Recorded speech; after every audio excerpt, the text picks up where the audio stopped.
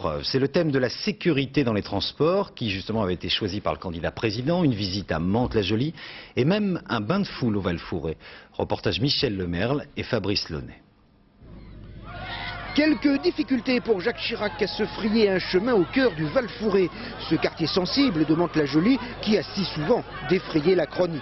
Progression au ralenti entre le centre commercial et la mairie de quartier où il était venu écouter les doléances des habitants.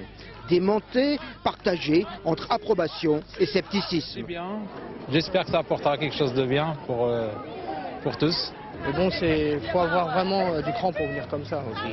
Il y a trop de jeunes, ils sont là, il n'y a pas de travail, il n'y a rien du tout. Ah ouais, et les gens dès qu'ils parlent de Mantes-la-Jolie, c'est la délinquance, et il n'y a pas que ça. Visite des équipements de terrain qui vont aider à lutter contre cette délinquance, commissariat spécialisé dans les transports ou autobus de Mantes équipés de vidéosurveillance dont les caméras ont servi à plusieurs reprises à identifier des agresseurs. Mais si Jacques Chirac encourage davantage de présence des hommes et des équipements pour améliorer la sécurité, il demeure convaincu que la clé du succès réside dans la fin de l'impunité. La volonté politique de mettre en application rapidement tous les moyens existants, même pour les petits délits.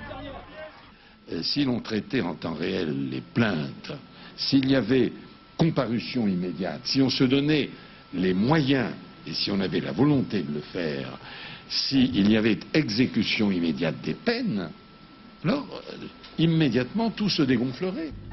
Un départ du Val-Fouré plus houleux que l'arrivée, les incivilités, des tentatives de crachat et les colibets étaient couverts par les acclamations des supporters.